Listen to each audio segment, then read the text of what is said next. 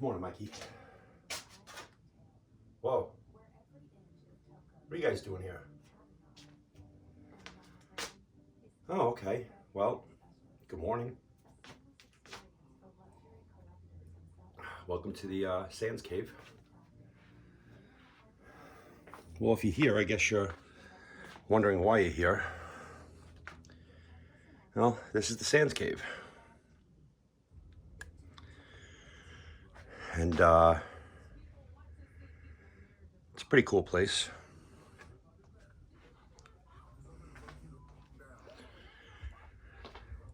This is pretty much my morning ritual. This is my kitchen table, so to speak.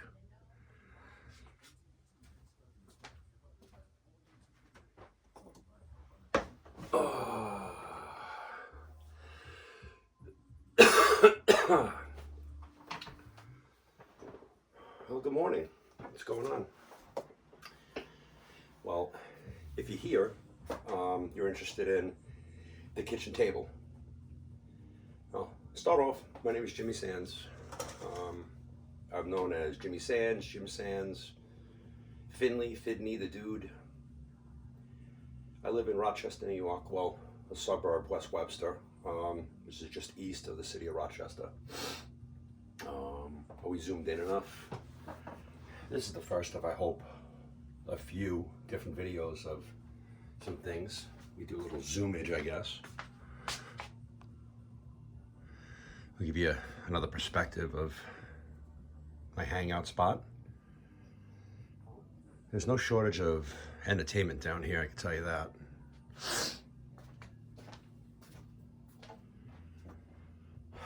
This is my memorial wall, prayer cards of friends and family that have passed away over the years. Just some, believe me, there's a lot more. There used to be a bar here, and I tore it out last March. I guess this will be part of why I'm doing these videos. So, just a little about myself, if you really care. I'm 52 years old. I was born in Queens, New York, Jackson Heights to be specific. I was the oldest of three. And I say the oldest, my brother Mike passed away in 2022. I have a sister named Kelly and a niece named Brianna. My mom is still alive. She's in some failing health. You know, just about 80. I believe in August she'll be 80 years old. What is this about? Well, little history on me. Born and raised in Queens, New York. Catholic school, grammar school was Sacred Heart in Glendale, New York.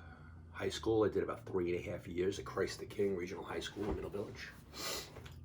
I got thrown out for fighting. Went to Franklin K. Lane. Was there for like one day. Went to Francis Lewis in Flushing. Stayed there for about 2 months, and then my little troubled past caught up with me there. I relocated up to Farmington, New York with my aunt, my uncle, and a bunch of cousins. Got my GED and was going to go into the Coast Guard, but basically the way that life turned out, you know, born and raised in the city and only knowing a couple things like hanging out in parks, drinking, smoking pot, writing graffiti. You know, the idea was to go into the Coast Guard and figure out what I was going to do. I had done some electrical work with a guy named Frank Costello in Woodhaven, Queens, and that's how I got some of my knowledge on that trade. When I had come up to Rochester, I had seen what life was like outside of the city, and I said, oh, this is a pretty cool place. I had gone back to New York, wound up moving out to Long Island and joined the Freeport Fire Department, learned about EMS and firefighting world, had a really bad breakup and came up to Rochester and joined the Fairport Fire Department. I was there until about 2001, October 2001. I had taken the physical agility test and the FDNY test in '99 test in 7029. 9/11 happened, and I moved back to Queens. Joined the West Hamilton Beach Volunteer Fire Department for about a year and a half. Did some electric work, did some contracting. I got called for the FDNY in June of 2004, and within 3 months I was getting sworn into the New York City Fire Department. September 12th, 2004, I started probationary fire school. Graduated in December of 2004 and was assigned to Engine 10, Ladder 10 down at the Trade Center Firehouse. One of the most amazing things I ever could have imagined I would get myself into. Met some really great guys, learned the job, and started living. And I did that all at like 30. So 2007, to be specific, August 18th, 2007, I was in a fire, the Deutsche Bank fire. We were first due, and it was a rough call. We'll get into that down the road with other videos. Something that I learned is that, when you go through things in the fire department, you can solve 99% of the problems and the world's problems at the kitchen table. I mean, I guess that's what this is. This is just a mock-up of a table I'm going to be doing. These patches are very important patches to me. I know where I've gotten each one of them. I've gotten groups of them from first responders, NYPD, Joe C., what's up? And something that I started doing in the last 2 years was the kitchen table talk. The kitchen table talk is something that I came up with to help first responders break the stigma of it, of dealing with bad calls, trauma, life in general. I'll tell you, I was retired from the FDNY 10 years ago. Unfit for firefighting, unfit for permanent. 2011, had some really, really, really bad nightmares and about that fire. And I guess you could say it was a life-altering event. After they retired me, I came up to Rochester. I'd always said when I retired I was going to live in Rochester, New York. I just love the people up here. It's everybody's a breath of fresh air. Very inexpensive, barring the nonsense from the city of Rochester. I've met a lot of people, made a lot of really good friends. But one thing that has been constant was substance abuse, alcohol, marijuana, nothing more than that. I guess what I'm trying to do here is get the word out and get the stigma of if you don't talk about what's going on in your life or bad calls or stuff like that, human beings can only handle so much, and there's so many things out there that can have them lose their way, i.e. alcohol, big part of it. Now, it's no secret I've drank for a very long time. I've drank since probably 13 or 14, sneaking drinks from Dad's bar, hanging out in the park, going and getting 40 ounces, hanging out in Forest Park. We'd get to fights, write graffiti, just hang out, stay all night, get into trouble. I can safely say, well, I am an alcoholic, and right now I am not drinking. I have not drank remotely close to what I did growing up and in the last 10 years. I ended up in a hospital once, ironically on St. Patrick's Day, with pancreatitis.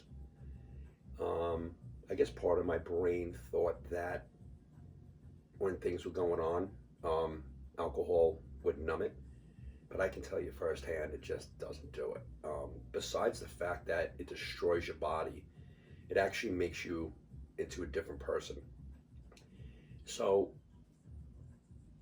I'm not mocking people that drink. I have had probably in 2024, I could say roughly up to 60 drinks for the whole year. And right now it's by choice. Those of you who know me, I lost my brother to alcohol. I watched him slowly die over the course of a year. Um, Heartbreaking, devastating. It just, that pain never goes away. We fought over the drinking. Um, I don't know. I'm just opening up about some things because life changes. I'm married to the Heather. I met her in 2013. I had come up to Rochester for a memorial the year before and funerals for the 12/24 shootings. And the following year, we organized a first responder New Year's Eve party at Flaherty's in Webster, New York, or Penfield if you're going to be picky. My buddy Steve had just started dating this girl Corinne, and Corinne had a roommate named Heather. I'd come up through a snowstorm, and I'd gone out to go get my phone off the charger. When I came back in, she was sitting in my bar stool. I'm like, you're the most beautiful woman I've ever seen. At that moment, that was it. I put my name in her phone as cute Irish guy named Jimmy. Corinne and Heather left, and then Farley and I hung out and drank, and I got a text message from my wife, and I'll say this, she said, do you have condoms? So here I am drinking. I'm like, okay, this is great. Go running into Wegmans, go find condoms, come running out like an Indian with a scalp, go down and meet her, and that was pretty much it. We've been together since. I proposed to her in our apartment, and we got married standing in Lake Ontario in the back of my boat, which is pretty cool. So we're going on our 8th year of marriage right now. Life has been good, but life has sucked too. Sadly, Heather's mom had passed away, and that was difficult for both of us and her family, and definitely for her. My brother passed away. That was still difficult for me, definitely for her. I've had a couple of falls, and let's see, I did the rotator cuff down here. That's what that chalk outline is over there.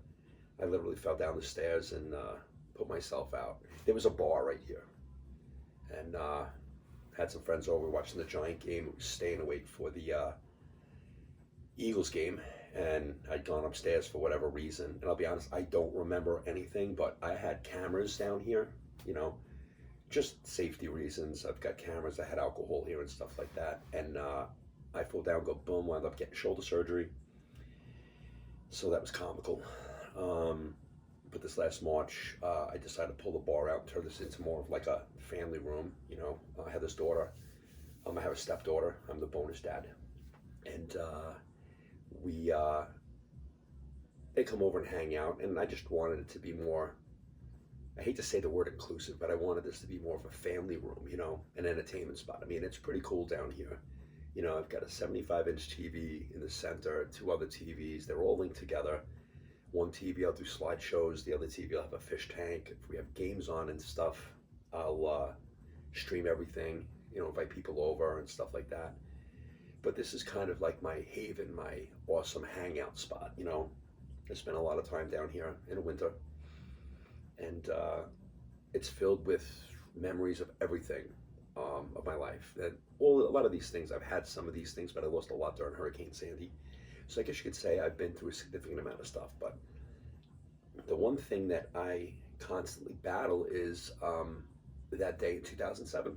And I've taken that day and the PTSD and that label literally on the road. I've talked to first responders around the county about that fire. I've made my own slideshow. I have transmissions from it. I talk about what it was like the day of. And in some of these departments that I go to, I talk about what it's like to be a young firefighter, a new firefighter in a fire department, and how you're supposed to act. And I just basically share what I was taught, from senior guys. I mean, I learned 100% of the fire service from the FDNY. Not to knock the volleys. I learned a lot with the volunteers.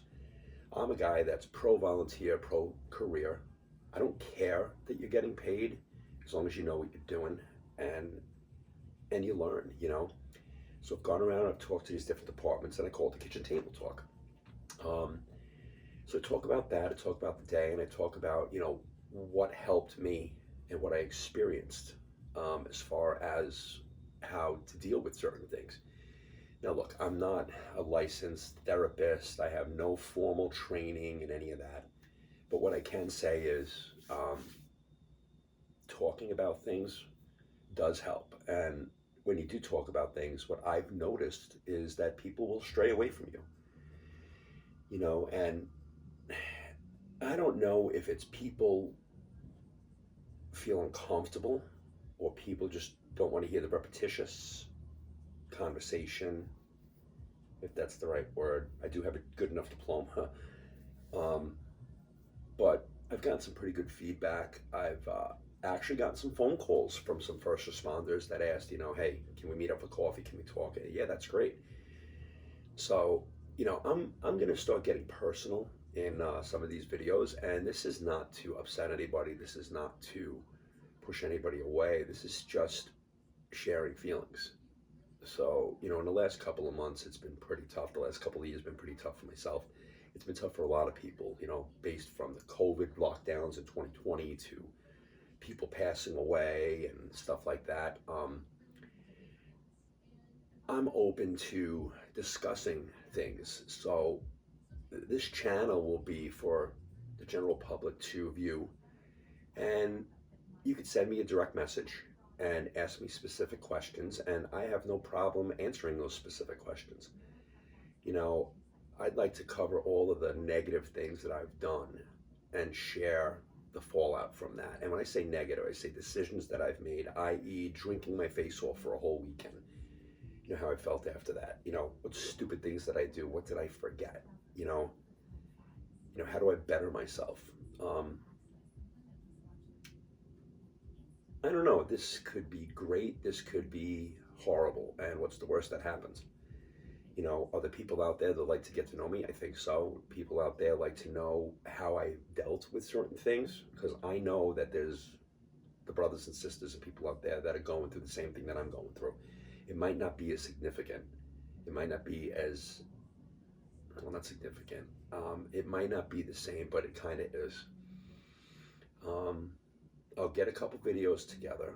I'll put them up there, and if you like them, great. If you don't like them, that's fine. You don't have to watch it. I'm not doing this for money. When I go talk to these departments and these firefighters, I don't do this for money. I mean, I've driven to Ohio twice.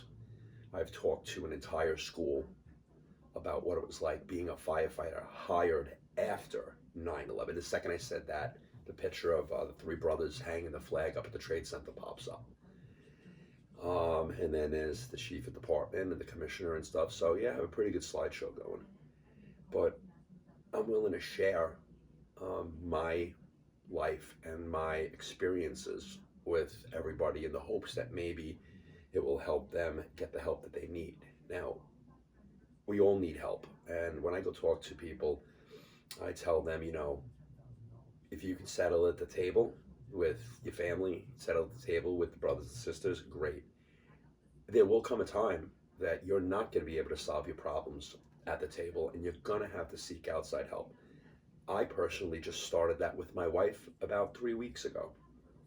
You know, I'm not going to get very personal about that because this is ongoing. But even I, as a human being, even I, as a person, know that you can get to a point where you just stop and you don't know what to do. And I guess I'm just trying to turn people away from doing something that could hurt them. There's nothing worse than watching a family member die. It's even worse watching a family member die in front of you. You know, my brother Mikey, God rest his soul, I swear he's here. I watched him take his last breath. I watched him pull his trach out multiple times. I watched him die for 2 minutes, and then they got him back. It's something that never leaves you, and that was based on the alcohol. He drank and drank and drank, and he was depressed and sad, and, you know, his friends tried to help him. I tried to point out the situation, and I kind of feel like nobody took me seriously because I was drinking. You know, I'm not going to mock anybody. I'm not going to talk negative about family members or anything like that. But what I will say is, you know, when you lose a family member, you would think that the family would come together for strength, but that hasn't happened with me, and it is a very difficult thing. You know, I don't want to cause drama, but the fact remains that I'm very hurt, very sad, very depressed, and I project that on friends and family. You know, some people think it's unhealthy for me to have memorial videos of my brother and stuff like that. You can think that all you want. That's what makes me comfortable. I made a choice to remove a TV from my basement that had a 24/7 slideshow of my brother. I put pictures up on the wall. I have Rosary from Ireland that was blessed up there, and I have his ashes down here now. So pretty much this is like my memorial, but it's also a fun place too. You know, this is kind of like what I think my brother's apartment was like. You know, yeah, there's a picture of us when we were young doing the March of Dimes walkathon.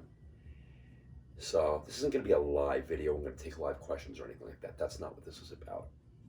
So I'm hoping that, you know, any of you that watch this may be interested in what I have to say. And, you know, I'm hoping that this might share with people that there is life after death. There is life after the job. There is life after family disasters. You know, St. Patrick's Day weekend is coming up. I'm actually working at an Irish bar, working a door for the celebration, and you know what? That's fine. I'm not drinking, so that's a good thing. So I'll get to see people and stuff like that, and have a good time, listen to some good music. It's kind of cool because they have a U2 cover band playing, and U2 is one of my brother's favorite bands. So that's going to be pretty awesome. I'm sure there'll be some tears, but I'm not ashamed of that. You know, I've cried in public, I've cried online. I'm not ashamed of that. That actually helps me, you know? So maybe you guys like this. Maybe you send me some suggestions on what to talk about. You can ask me anything. An open book. You know, I'll tell you everything the way that it is, the way that it was. Hopefully this could be a tool for people to know that they're not alone, you know? And yeah, that's all I really got. You know, one of the things too, it's 4:56 in the morning. I've been up since about 2:45. You know, your brain is wired a certain way when you have things going on. It'll keep your brain running and running and running, and trying to fall asleep is so hard. Insomnia is horrible, you know, and that can be very stressful for people. So now they're looking for ways to fall asleep. You know, do you drink and black out? Do you take pills and stuff like that? Nah, man. I kind of feel like if you talk about things and you can get some things off your chest, that'll happen. You know, had a personal situation almost 3 weeks ago, almost a month ago, that kept me up for about 2 weeks. You know, and talking about some things actually helped out a little bit. But I hope this helps a little bit, and we'll see what happens going forward. And if it looks like it's not going to do anything good for anybody, then I don't do it. But if anything, it's going to help me. So, well, thanks for stalking me so early in the morning. And I guess we'll talk later. And it's Dunkin' Donuts. Let's see, how do you get through the day? Coffee. Yeah, it's 90% of the getting through the day. Well, we'll end it with my good friend Bucky Showalter. We'll spin that around for you. That's Bucky. He is a deer that was dispatched in the 50s in Buffalo, New York, that I acquired. So, that being said, I hope you guys have a great day, and we'll talk soon. See ya.